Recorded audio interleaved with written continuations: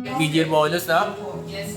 Oo, sa April 24, sabihin natin kay doon, ano natin, i-release natin. Alin? Hindi, unahin muna yung yung mid-year bonus. Di ba? Na yan muna yung request natin na magbigay, no? Kasi sa amin dapat hindi naman kami block ng line. Magkaroon ka ng access kami na tayo access. Parang dami kung ano. Binlock nila? Mapablock. Yes, sir. Kasi ano yan eh. Kasi pag may access kayo, pwede nyo kasi transfer. Kaya binlock kayo. Yes, sir. Gusto lang namin makita kung ano yung mga pumasok sa mga kayamanan namin. Wala talaga kami karapatan doon. Kahit tingnan lang namin, wala kami karapatan. Hindi na namin makawakan. Ayan yun na yun. Basta ang ano lang natin sa DepEd Secretary na maibigay na muna ng yung over the counter. Di ba ang assertion ako, ang paniniwala ko, ang gumawa naman ng ng policy ng ADA. Alam niyo ADA? Auto debit arrangement na ipapasok sa ATM. Di ba yung mga matatanda katulad ko, dati tayo? Cheque. Di ba? Cash. Pag mga benepisyo, cash, di ba?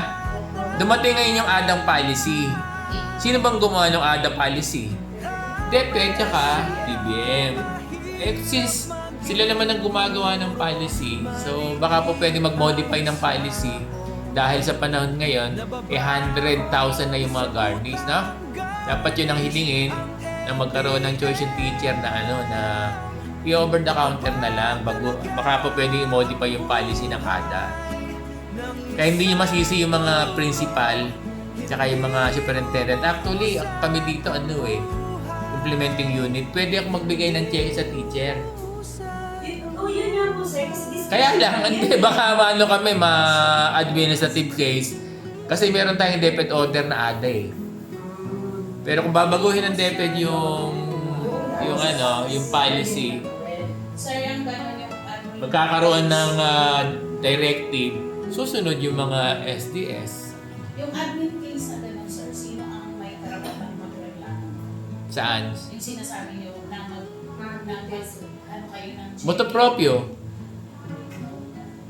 Kahit walang complainant, oo. Pag in-issue mo yun, oo. Ganun yun eh. Kaya ibig sabihin, pwedeng gawin ng DepEd. Magkaroon na lang ng directive na huwag nang ADA yung mga garnish.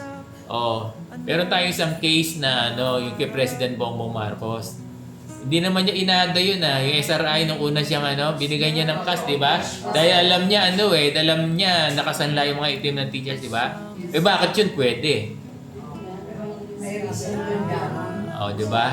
So may president dapat, bakit yun pwede? Yun na lang ipanawagan natin, Yung SRI ng binigay ng cash yan eh. Bakit yun pwede? Naka-garnish na kayo nun eh. Naghabol ba hindi naman Tulad na yun, sir, nailabas na PPP namin. Tapos nilagay pa agad. Diniposit sa ATM. Ganun? Sinong naglabas? Meron na. Huwag niyong bagitin. So sa SBO kasi nasa sa last month, nung mga nag-request ng nag-garnish na nag-request, ako pwede i-cash yung mga... Actually, pwede nga gawin. Hinold din hindi nila inalasa sa ATM. So, makaraan ng 2 weeks ata yun, no? Natakot sila. 2 weeks, natakot sila. Totoo yun. Kahit ako matatakot eh. Oo. Kasi meron tayong DepEd order kasi na auto debit arrangement na hindi pa pwedeng ibigay ng ng cash. Ngayon, sino bang gumagawa ng policy? Ang DepEd na mag-modify sana. Yun na lang papanawagan natin. Malay mo na yun, nanonood siya ha? Oo. Parang awa nyo na. Sa sir, kasi malapit-lapit na 15. Alam Ha? mo, sir, Hindi napapanood tayo ng DepEd. doon sa Camarines Norte, meron po doon group of teachers, mga 60 sila, pinasok nila ako sa GC nila. Mamamangha ka sa mga teachers na niya, may upat doon na sa teacher list, 20,000. Kami yung is 460,000. Natitriple. Yes. Na doon? dila? Oo, Cooperative yun. Naalala ko po Huwag mo din ako, huwag mo din ako. nung ako'y bata. Paglako mo. Huwag na, huwag na. Tanong ng aking tatay, anak, ano pangarap mo? Ang aking mabili